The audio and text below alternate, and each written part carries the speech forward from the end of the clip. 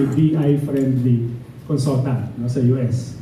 Pero pag sinabi niya yung ganon, it doesn't mean na pinupush ko yung produkto namin. Kaya ginagamit yung paper ng kabila. Sa kanila mismo nang galing, na we should be focusing on PERS, PCV2, and mycoplasma. What are the common triggers? Kasi yung mga pinapakita natin, puro sakit yan eh. Yung diseases ng baboy, we have to remember, these are kalimitan offshoot na lang ng problema sa farm. Usually those problems, yung root cause of those problems, usually management lapses. No? Problema sa facility minsan, biosecurity. At the end of the day, you will see them manifesting as diseases. Okay? Ito po yung very simple fishbone diagram of how to diagnose yung ERDC. Number one, of course, yung lagi natin nakikita na sisisi ay yung mga sakit. Next is yung nutrition. So bago natin sisihin yung sakit, are we 100% sure na walang mycotoxin yung ibinibigay nating feeds sa baboy natin? Kasi po, pagka merong mycotoxin siya, not necessarily all the toxins, there are certain mycotoxins that can suppress the immune system kasi ng baboy.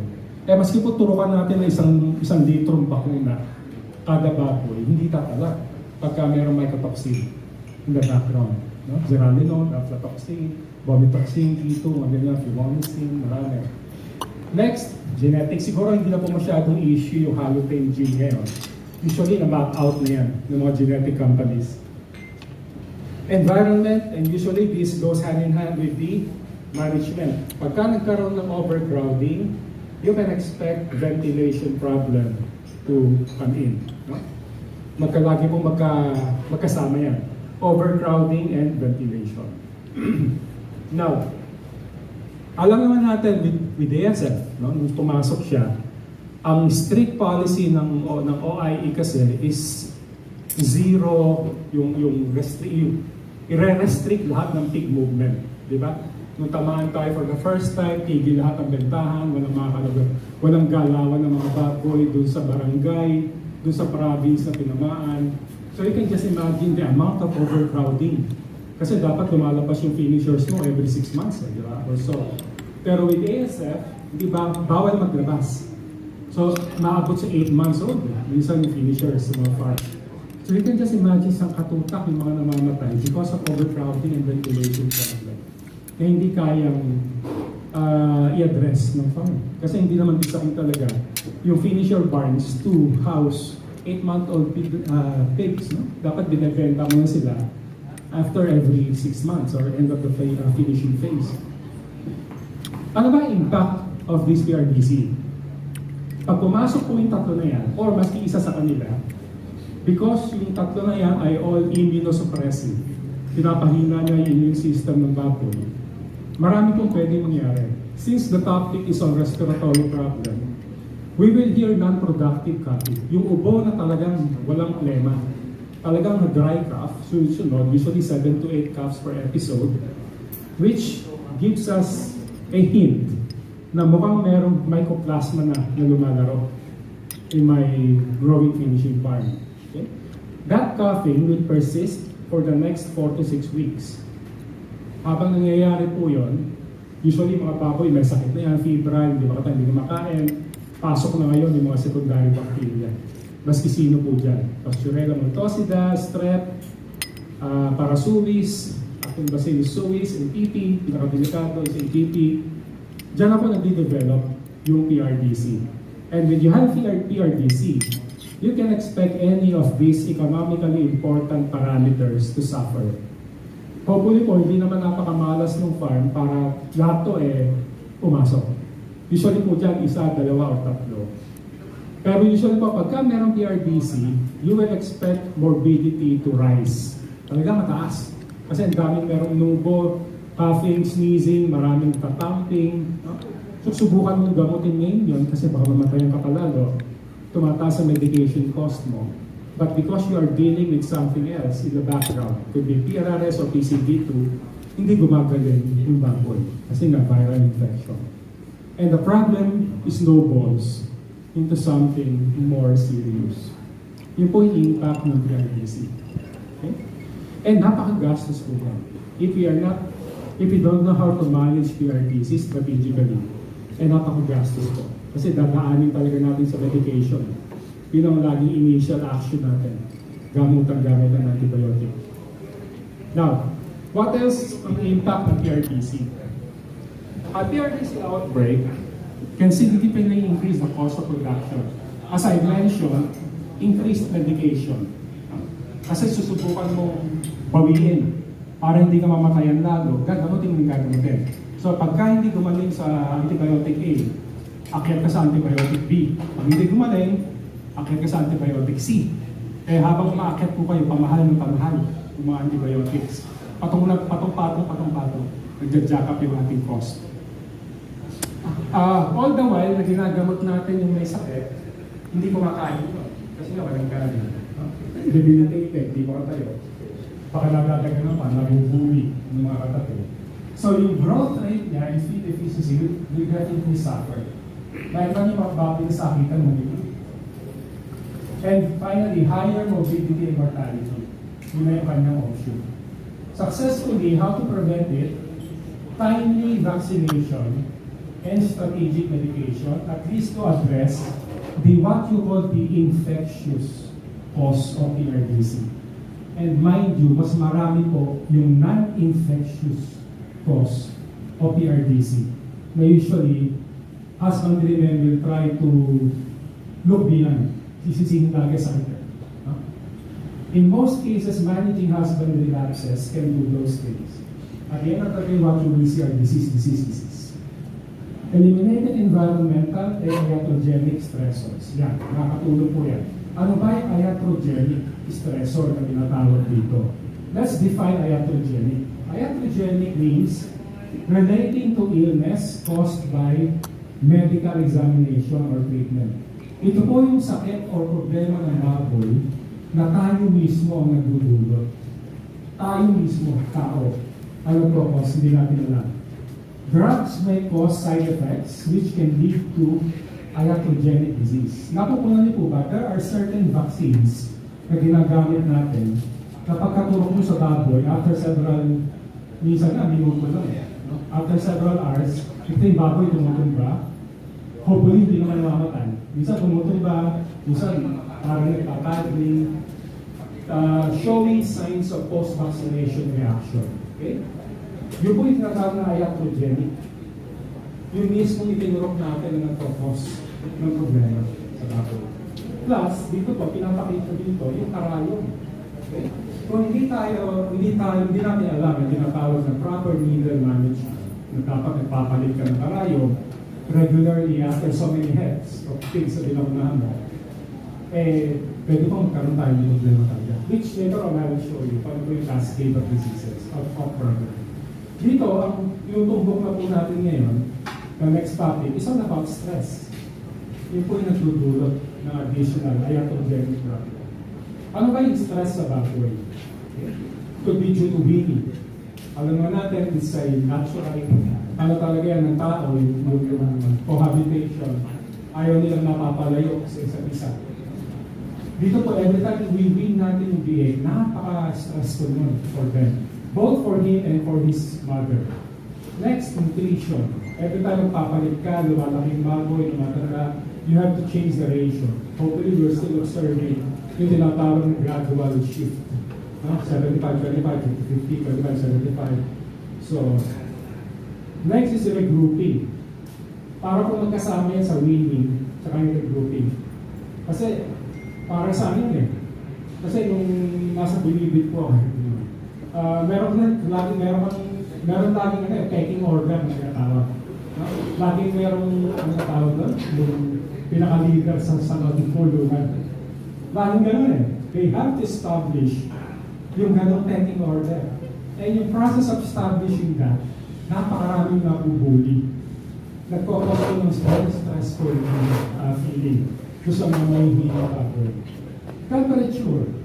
Ang baboy habang tumatanda, lumalamig ang comfort zone na kailangan nila. Dapat po nagagaya natin yun. When we move piglets from the farming house, nursery, growing, finishing. Ang pinakamainit kasi, is 35. 30 to 35, that's the comfort zone of newly born piglets. Dapat po malapit dun sa body temperature ng nanay niya. Kasi di ba, normal body temperature of a sow is about 38 degrees Celsius. So sanay siya ron eh. Galing siya dun sa uterus ng nanay niya, nagkaroon ng temperature. So dapat lang, paglabas niya, yung madadatnan niya na farrowing trait, ganun din dapat kainin, more or less. But we cannot achieve 38 degrees Celsius. Medyo impossible yun. 35 siguro kaya pa, or 30. Okay lang po yun. Pero cooler than that, lower than that, magkakaroon po ng cold stress yung piglet. No? Hindi gagalaw yun. Na tatayo ka ng ibog, hindi ginawin, hindi kakain, virtually mamatay. Dito pa tinutumbok ko ay yung stress coming from injection tsaka stress coming from handling. Bakit handling? Kasi po, una-una, yung mga baboy na tinuturukan natin para bakunahan o gamutin, hindi naman namalapit yan automatic sa inyo para magpaturok. Hindi naman mga tao yan nagpapaturok ng COVID. No? Huhulihin at huhulihin po yan ng mga tao natin sa farm. Yung task of huhulihin tapos i-restrain para turukan, very stressful po yan sa baboy. Kasi sabi ng iba, Dok, marami ng needle-free devices ngayon na nauuso eh. So baka yung sinasabi mong injection stress, wala na. Okay, admitted dito totoo po yun. No? Ang next question kasi, how about handling? Dati kasi yung handling, hindi naman kasama yan. The fact that we restrain pigs para turukan, talaga kung nawawala sila sa kanilang comfort zone. It adds up to the stress that we feel. What happens when pigs become stressed? Una-una, reduce weight gain. Okay? Kasi kung hindi ko kakain, pagkaya nila kasakit, no? Na-stress. Hindi kakain yan for several hours. Okay? Next, altered physiological factors sa blood chemistry. Ang tinutungkol po rito is yung cortisol, yung hydrocortisol. Yung corticosteroid sa blood, pag tumaas yun, that's a very strong immunosuppressive agent na galing mismo sa loob ng katawan natin. You don't want to trigger an increase in the circulation of cortisol in your pig's blood. Otherwise, you can expect stress, disease to come in. Kasi po yung panglaban niya, immune system niya, bagsak. Pagka mataas ang level ng cortisol. Reduced cell-mediated immunity. Yan, magkakasama na po yan. Habang tumataas yung cortisol, bumabagsak yung immunity niya, kasama doon yung mga white blood cell. White blood cell, siya po yung cell-mediated immunity to be specific. So, lagyan natin ng konting flowchart, diagram. So, when stress happens, tumataas yung blood corticosteroid. Pag tumaas po yan, babagsak naman si immunity, babagsak si protein synthesis. Ito po yung ginagamit to deposit muscle, no? For growth. And finally, reproductive performance. It's a cycle. So, mag-focus tayo dun sa pinakamahalaga sa protein synthesis growth rate. Ano tayo sabihin yan? Meron po what we call this protein balancing act. I'm sure nakita nyo na po ito before in our previous seminars. But it pays to repeat things para mapatandaan po natin. Protein synthesis, this is the process of kinukuha ng katawan ng baboy yung amino acid from the feeds na kinakain na ng baboy. Okay? Yung amino acid na yun, that's the simplest unit of protein na kayang i-absorb ng katawan to convert it into pork. Yun po yung ating process. So in an ideal world, in a world na wala masyadong sakit ng baboy, dapat po ganito ang nangyayari. Yung pinakain yung feeds, i-convert sa muscle for growth para yung ibinagkata natin, kita na. Huh? Ang problema po, this is not an ideal world. Na maraming sakit ng baboy, lalong-lalo na sa Asia. Lalong-lalo na dito sa atin. Ang mangyayari po, yung protein na nakukuha niya sa feeds, gagamitin ng katawan niya yun to produce immunoglobulin. Because immunoglobulins or antibodies are made up of protein. So nagkakaroon ng protein diversion. Kuha niya yun to produce yung paglaban niya sa sakit. Kaya namin po niyo po, yung baboy na sa akin payat. Kasi hindi na ginagamit kung kinakain mo for growth. Ginagamit niyo para labanan yung sakit, para siya ay mag-survive. No? Kaya hindi siya mamatay. And very simply, a stressed pig will stop growing because simply it stops eating. Ganun na po kasi. Okay. Now, I'm going to show you pictures. Tanong ko po kayo, ano napupulan nyo? Something common dito sa mga pictures na to. Yan. Yes, correct? Stress. Bakit po sila na-stress? Because of two words. Pain and fear. No? The fact na nai-imagine mo, nakikita mo pala yung marayo, nai-imagine mo rin.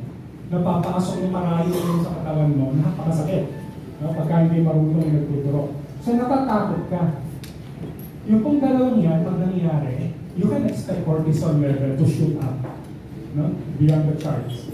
Eh ito po, nakikita nyo, namin mo nanilig sa picture ko to. These are being done inside a very sterile, very clean environment. Ngayon nagtuturok ay talagang ingat na ingat. No? And yet, you will see fear and pain sa mukha ng tao. How much more in a farm situation na lahat marunong sa paligid, nagmamadali yung tao natin, lalo na kung gusto tapusin kagad yung mass vaccination. No? And these are facts of life na nangyayari on a daily basis sa farmers. Na yung mga yan po, maingat lang pag nandiyan kayo. May bantay eh. Oras na umalis po kayo, tapos siguro mag-aalas 5 na. Baka may kanya-kanya paglakad yan, mamadali na, tatapusin niyo yung trabaho. You can expect vaccination technique to fly out of the window. Yung concept na yun. And if that happens, naging very painful. Ito nga, mas isa ano lang calculate eh. Sa likod na eh. Matapos na lang yung kanyang ginagawa siguro. So yan po yung facts at farm level na talaga pong very stressful para sa baboy. Now, question ngayon, after looking at those pictures na nangyayari talaga sa farm, how many times are we doing this sa baboy natin? How many injections, how many handlings are we doing sa mga baboy natin? Kasi po, effective yan, ganyan. Pagka hindi tama yung pagkakaturo, talaga kung magkakaroon ng abscess, mamamaga yung injection site, magkakaroon ng inflammation, magkakaroon ng nana. Yung nana, these are dead neutrophils, dead white blood cells. Naiiwan po sila, they become nana.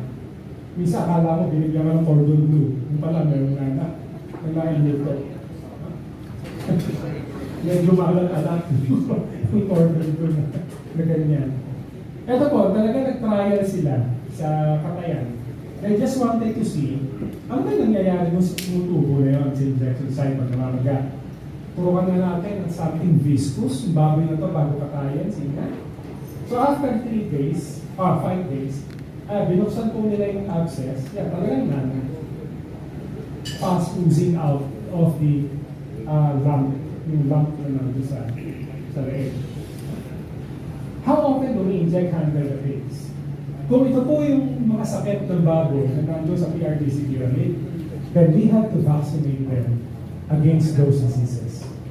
Unfortunately, napakarami po. Otherwise, pipili lang tayo sa business decision. Do you want to protect your pigs as parang investment, insurance? Nga pagka pumasok yung sakit, hindi sila mamatay, or bahala na. Hindi ako magpapakuna, bahala na. Pag tinamahan ako, sorry. Parang gano'n, no? Dalawa lang po kasi. Pag tayo po ay nag-decide na magpakuna, are we using a 1-shot or a 2-shot product? Kasi kung gumagamit po tayo ng 2 shots, i-multiply niya times 2. Lahat ng mga sakit niya. Next, are we using a mixable product or not? Yan po yung mga bagong technology kasi meron. Pwede niyo paghaluin yung mga bakuna para instead of injecting twice thrice, once na lang. Kasi po, kung tayo ay hindi pa naniniwala sa one-shot technology sa mga bakuna ngayon, we will tend to adhere to the old ways. Meron tayong binibigay na booster shot. Okay? We'll still believe in the booster shot. Pagka po gano'n, ganito karami, ang ituturok natin sa baboy. No? Depende. Kung yung PRRS ay modified live, usually po one shot na lang yun. So one shot lang siya dyan. Eventually, you'll be injecting 13 times. 13 chances na magkaroon ng ganitong problema. Hindi ko na po isa-isahin. Lahat po yan self-explanatory naman, pero lahat po yan posibleng mangyari because of injection. Okay? Again, these are just vaccines, yung 13 na yan. What about yung ating binibigay na iron, day 1 to 3? Binibigay natin multivitamin, electrolyte, dami na maraming diarrhea, we tend to give electrolytes, or antibiotics.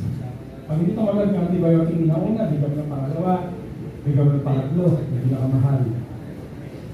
In the end, we're injecting them 19 times. No? Parang ganito po yung ginagawa nyo sa bad boy. Yan, parang may crowning glory. Hindi man po natin sila ginagawa in one day, every week ginagawa natin yan. Parang binubulkahan natin yung leeg, no? Yung injection site, yung baboy. Kaya ako, like yung lagi sasabi ko, ako magre-reincarnate, ayoko sa baboy. Lalo na sa baboy sa Asia. Sa dami ng sakit sa Asia, dami natin tinutulog. Kawawa ang leeg natin. So ito, injection pa na. We're just showing you the pain of looking at what we are doing to the pigs. Sa katuturok during vaccination or medication. Isa pang reality, ito pong handling. No? Ito po, sa Europe kasi very active yung kanilang animal welfare law. Talaga nag-install sila ng hidden camera. Certain farms. They just want to see what's really happening in those farms. Pagka habang, on a normal day. Ito nakita nila sa CCTV, talaga tinatagyaran. Nagtutulong-tulong pa yung mga tao. No? Para lang maipasok yung inahin sa loob ng parents. Iba naman, para na mapasunod, para kung saan ang dadalhin. Ito yung kakatagyakan, physical. Ako ba talaga experience ko yan? When I was still with Monterrey, 12 years ka na. Pagka po ang tao, lalo na yung mga union, mga union members, nasa dyan talaga eh. You will see eaglets flying. Pabalik doon sa pen nila pagkatulog. Hindi na ba ito? Pagka hindi nakatingin, usually mga bisor kasi kampiyan sa management. Yung mga bisor na susumbong sa akin. Ay ganyan, flying pigs. Kasi mainit na ulo, pagod na eh. Tao lang yan. Papagod. No?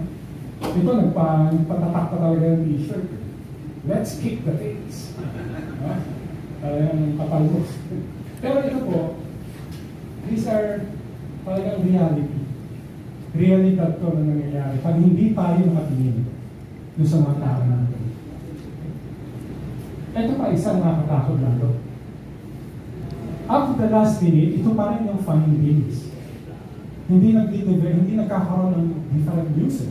Up to the last latest news ang balita natin, ang ASF pa rin is still bloodborne. Ito ay naikakalat sa dugo, sa laway, sa dugo ng baboy. Lahat ng lumalabas sa katawan niya, pwede ikalat niya. Ano ang posibleng madaling magkalat? Is yung pong karalo. Tayo mismo ang posibleng magpasok or magkalat, magpasa ng virus. Ito ba, never mind African swine fever. Never mind that. Kasi 50-50 chance na yan. Isipin niyo po PRRS at cholera, BCD, na pwede kinakalat niyo sa ibang bagay. Pagka hindi tayo nag-iinit ng manusyon. Or, kung hindi tayo nagbabawas ng frequency of injections. What monetary benefit can I expect? So, sabihin si Doc Andy, kanina para pakita ng stressful pictures eh. So, gusto lang naman magbenta dito ng treatments. So, dumiretso na tayo ron. What monetary benefit can I expect or enjoy if I reduce yung mga tinatawag na iatrogenic stress na yun? Yung injection hand. Ito po yung reflex trial, na registration trial na ipinagawa sa amin ng Bureau of Animal Industry so that we can launch reflex grandiosely. So, it's a very long topic, title. Ang nakita ng result na is 3.55. No? 3.55 kilograms in favor of the reflex vaccinated pigs. Yung kabilang grupo po, bakunado din, pero dalawang turok.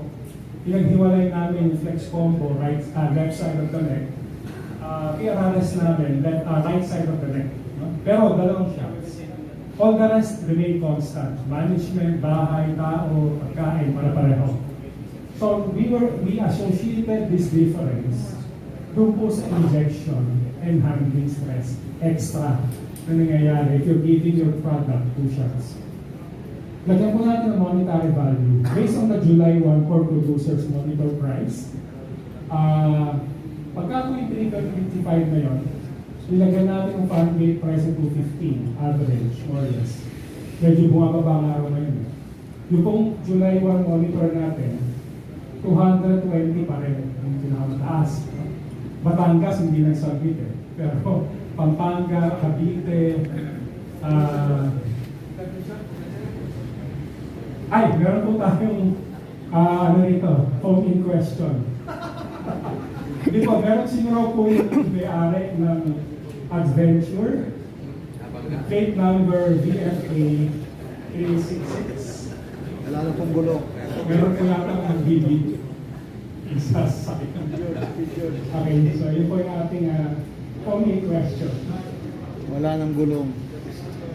Yeah, so, pero very simple arithmetic lang. Kasi ako, kaya ako nag-vet, math 1 lang eh. Kaya hindi ko na po palalagin yung mathematics dito. 3.55 times 215, easily, that's 763 pesos no, per pay.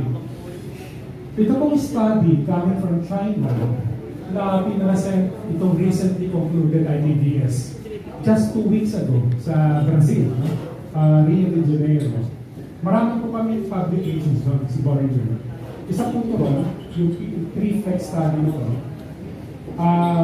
I-highlight ko na lang yung groups. There were 4 groups included in that study. 4 farms. Iba-iba po ng design. Ng vaccination program. The only thing that remained constant is the 3-flex. Group 1, Group 1, Group 1. Lahat po ng kulay group. The rest, sinubukan nila iba-iba kapartner sa Group 2. Ito po yung results. No? Doon tayo mag-focus sa gumamit ng ibang produkto. Kasi po ito, next-combo rin namin ng nanay. Naghiwalay lang. Dito tayo focus. Nakikita po, 1.46 kilograms ang advantage nung bakunado ng 3-flex versus yung Group 2 na hindi sila kumain ng 3-flex. Mortality-wise, that's 5%. 5% is a very big number. If you multiply that by your number of market lots, yung po yung na-save yung farm vaccinated with 3-flex. Yung isang farm naman, ito mas malaki. 4.5 kilograms ang advantage in favor of the 3-flex vaccinated group. Yung po mortality the same. What is that? 5% mas mataas pa nga, 5.19. So ito yung naging advantage in favor of the 3-flex group. Kung lalagyan po natin ng peso value yan, yung 450 na ang taas. Ganun po kasi yung play.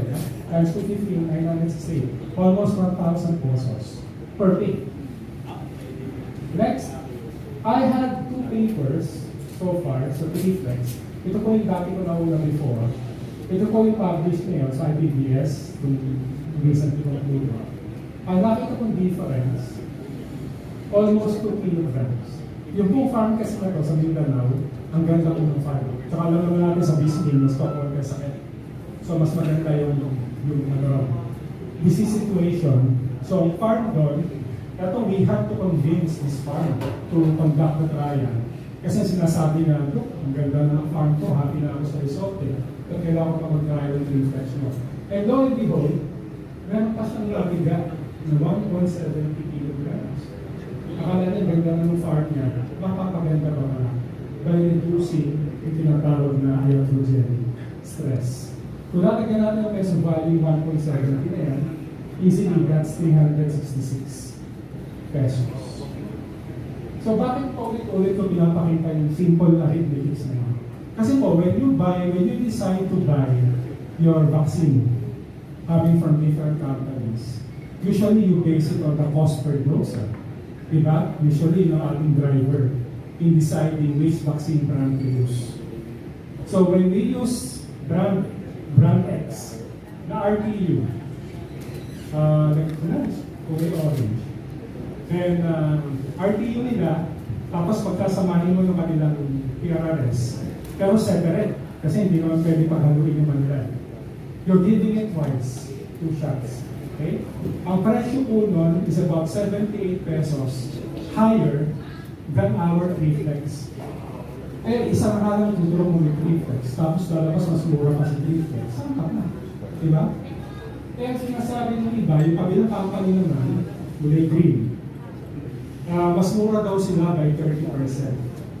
20-30%. Pagka ginayon nila yung reflex, pero hiwalay, RTU nila one side, PRRS nila on the other side of the net. Mas mababa ang presyo nila sa reflex by I think 15%. 15-20%. Yung bang 15-20% na yun, eh, pag kinumpara nyo sa 366, ito yung pinakamura, pinakamababa. Based on the studies that I have just shown you, 366 yung pinaka-conservative, no? 1.7 kilograms. Yung kabila is 3.55, yung susunod is 4.5, yung taas yung pinaka-mababa. Alin po ang mas kikita kayo? Yung bakuna na mas mahal by 15%, pero makakapagbigay sa inyo ng ganitong additional gain because mas mabigat yung baboy na may bebenta nyo, or yung bakuna na mas cheaper by 15%. Okay? Because we have a lot of studies, flex combo versus RTU, brand X, brand Y, ganoon din po result, mas malaki tayo yung advantage with flex combo. So yun po sometimes it's not, the cost per dose should not be the sole driver when we decide our vaccine preferences. Kasi po, there's a reason why BI's products are relatively more expensive. Kasi po, more than 30% of the income goes back to R&D. Ang mahal po kasi nung ginagasos si BI sa lalo-lalo may adjuvant Infraflex. No? Yung speaking of Infraflex, what are the advantages now of having this new biotech in the new email vaccine to Flex ni Boehringer? Kasi po yung Flex na PCV2 vaccine natin, one shot siya, 1 ml. Ang kanya pong adjuvant is Infraflex. When we launched it in 2008, yung po yung forma niya, up to 2018, by 2018, we launched our latest innovation, what we call the Gaia Tech. Yung po yung improvement na ginawa kay Flex. Anong advantage niya ngayon? When we mix reflex to form, when we mix Flex, Microflex, tsaka po si PRRS, kasi po hiwa-hiwala yan. Hindi po kami RPU. Hiwa-hiwalay po yan, titimplahin niyo yan bago yung draw. So, laging fresh. No? Laging fresh po yung bakuna niyo na gagamitin. Meron po sinusunod na sequence. 1, 2, 3.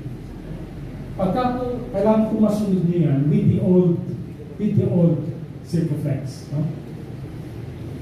Ang problema po with that, sabi ko na, Viviana, problema kami before 2015. They were using our reflex for 2 years at ano. Ito problema sometime to 15. So, going straight to the point, I did an investigation sa loob. True enough, we found out, hindi nila nasusunod na yung 1, 2, 3 sequence. Kasi masyado nang naging routinary for the people na nagtitimpla, nakalimutan. So chances are, baka nagka-problema yung PRRS. Kaya puro PRRS yung nakikita namin yung problema. Yun po yung maganda with our biotech in our Circoflex now. Pwede nyo na kung paghalu-haluin yan, whichever order yung maalala ng tao nyo, no problem. Wala na po yung mga ganong concerns. You don't have to remember yung natawag na proper sequence. Ano nga yung advantage niya? Ito po, one of them would be yung flexibility. This is the beauty of our technology sa BI. We don't focus on convenience lang. Kasi po convenience, that's the sole advantage of ready-to-use products, RTU. Magkahalo na, ituturok nila lang. Kasi wala na added step of mixing them. Ang problema po nun, there's always one component there na magsasuffer. And that's unfortunately yung pinakamahalaga pa ng PCV2. That's the reason why when we launched our Flex Combo in 2010, kasi pa nag-launch sila ng RTU nila 2015, 2017 yata. So we were more than 5 years ahead of the competition. So nakita lang namin na convenience ang main driver sa mga farm. Tsaka kung maganda sana yung naging result ng R&D study namin sa RTU, we could have marketed an RTU Flex Combo 5 years ahead. Pero hindi eh. PI decided to phase out the RTU project kasi nakita nga nila nauubos yung component ng PCV2. When you mix them together, tapos i-store mo sa warehouse for God knows how long until mag-expire. Baka mycoplasma na lang yung natitira when you inject your RTUs. But you're paying for those two components every time you buy that. Okay? Kaya po, paghahaluin nyo lang ito kung ano yung kailangan nyo sa farm. Meron kayong flexibility. Kung tingin nyo hindi nyo kailangan si PRRS or tingin nyo gusto nyo ibigay si PRRS at a much earlier or a much later date, hopefully earlier, you can do that. Paghaluin nyo lang po sa mycoplasma at si PCV2 to come up with a flex combo, then hiwalay si first. Or, yun na nga, yung pinakamalupit, patient reflex. Kung gumagamit na rin lang po kayo tatlong produkto na yun, might as well capitalize on the advantage of being able to reduce yung hassle. Hassle yung tao nyo, hassle sa baboy. One shot na lang instead of giving them twice or thrice. Next combo is, pag hindi nyo po kailangan si mycoplasma kunyari, gusto nyo ibigay na mas later pa. Anyway, mycoplasma sa disease of relatively older pigs. Gusto nyo po paghaluin lang sa PCV2 sa kasi first, pwede po lang. That's what we call our Flex Circo Pers combo. Pwede po sila lang paghaluin mo, yung green and blue. Okay? And so on and so forth. Pwede rin po na tingin nyo, kasi minsan meron, we cannot help but minsan may mga paborito tayo mahente. From the other companies, you tend to give chances to everyone. It's technology. Paghahaluin nyo lang, pag-ituturo nyo na sa baboy. With that po kasi, you preserve the potency of each component na nandun sa bakuna. Kaya po yung maputunan nyo, yung mga produkto na lumabas na 5-in-1, 6-in-1, may mga laman na ATP, mycoplasma, parasuris, meron sa pasturela, 5-in-1, 6-in-1, they did not get off the market. Ayan, flexibility is all about, we're all about flexibility. We're giving you freedom of choice. Kung ano yung kailangan nyo lang ibigay sa baboy, yun ang papagkakaguin mo. Okay? Kasi with RTU, nakatali na kami dito. We don't have a choice anymore. So, keys to an effective PRDC management and control, number 1, strict biosecurity policy. Again, huwag mo pong iaatang lahat sa bakuna. Bakuna ay tools. Tool lang po yan. It's just a part of the holistic jigsaw puzzle na dapat nandun lahat yung piraso.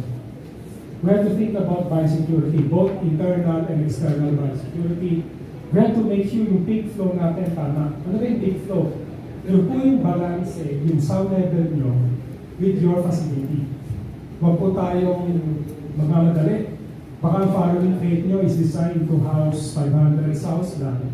Pero ang baboy nyo sa loob, nasa 700 na. Ayun ang expect overcrowding. Kasi when we were designing the farm, compute natin yung peak flow.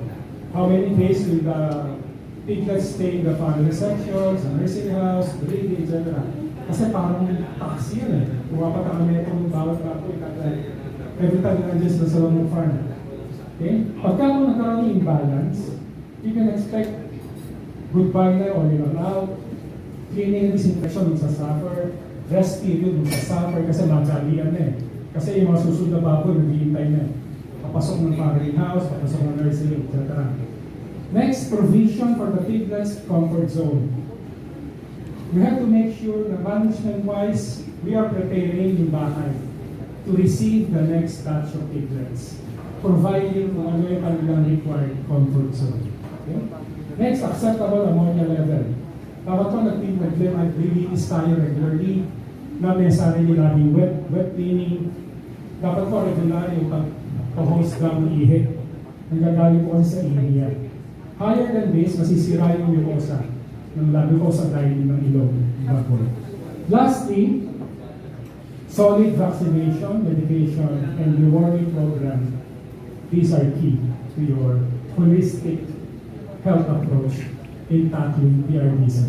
Dapat po holistic. Hindi pwedeng focus na kasi isang aspect. Usually kasi pinakamadaling sisihin yung mga bakuna. Isang tawag ko sa vaccine company, nagkukumahog na yung technical manager at saka yung ahente sa inyo. Pero isipin niyo kung ibang aspect sa part nyo. No? Na talaga bang walang problema yung ibang aspeto bago tayo mag-focus in one aspect lang. So it should be holistic. Our approach should be holistic. Para kung hindi sayang ang ating pera, may bibigay sa farm. Ito po yung example ng proposed vaccination, medication, and rewarding program starting from breeding up to growing finishing. Yan po yung mga posible natin vaccine program. Pati po yung deworming, hindi mo kakalimutan yung deworming. Kasi po yung bulate, of course, magsasuffer yung feed efficiency. Sabi kung na-maximize natin yung genetic potential ng baboy for growth, makikiagaw yung mga bulate sa protina. Take-home message, first is Plasma, weaken the immune system, immunosuppressive lahat yan, facilitating the entry of these secondary bacteria. That's why we have to manage all of them specifically to pathology. Strategic vaccination and medication along with timely use of NSAID, non-steroidal anti-inflammatory drug, must be initiated and sustained. Kasi po yung medication para NSAID, synergistic po yan. Mapupuntan mo kasi minsan, yung mga baboy na namamagayong tuhod, multi-polyarthritis, napapaligilan po kasi ng inflammatory cell, parang may baboy. Magkataka kayo, bakit gumagaling yung baboy ko doon sa antibiotic na nagkamit? Napaka-effective naman yan last month, last week. Baka po kasi napapaligiran. No? We have to remove, kailangan buksan natin yung pinto eh. We have to stop inflammation temporarily para makapasok sa antibiotic doon sa site of infection. And by using NSAID together with your effective medication, mas magiging effective po yung gamutan. And finally, always apply holistic approach in herd health management, focusing on providing innovative solutions designed to deliver better results with the least amount of stress. And that's what Reflex can offer. So, question ngayon, are we ready for the next offensive? Sabi nga niya is, yes, we are. No? And we are ready for the next offensive. Kami po, ready kami. Question now is, are you? So, with that, maraming salamat po. Yun po yung what we have prepared for you this afternoon. Thank you.